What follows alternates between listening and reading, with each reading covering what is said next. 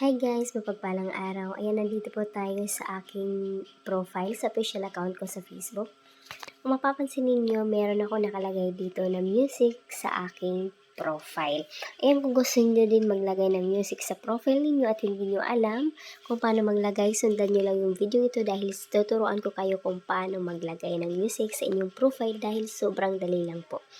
Ayan, punta tayo sa aking second account na ginagamit ko para sa tutorial.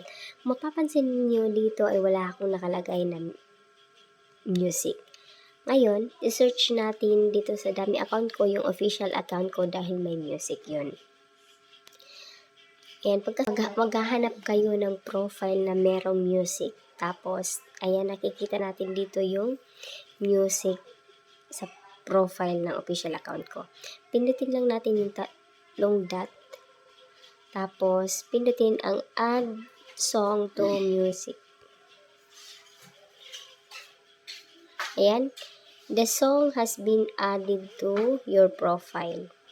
Ngayon, balik na tayo sa ating profile.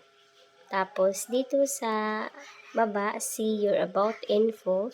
Click lang natin. Ayan, scroll up lang tayo dahil dito sa baba, makikita natin yung music. Ayan, dito na yung positive mind. I-click lang natin yan. Tapos, click natin yung tatlong dots. Tapos, pindutin ang pin to profile. Ayan, the song has been pinned.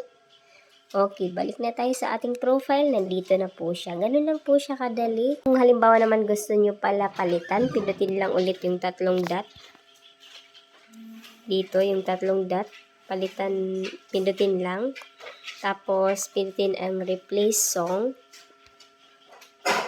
Tapos, mag-search lang kayo ng gusto nyo. Halimbawa, ito yung gusto nyo, enjoy life. Pindutin yung tatlong dot na naman. Tapos, select enjoy life. Ayan guys, napalitan na po ng music ang ating music sa profile natin. Yan na po siya, dali. Sana nakatulong yung video nito. Share nyo na rin sa iba para magamit nila yung feature na to.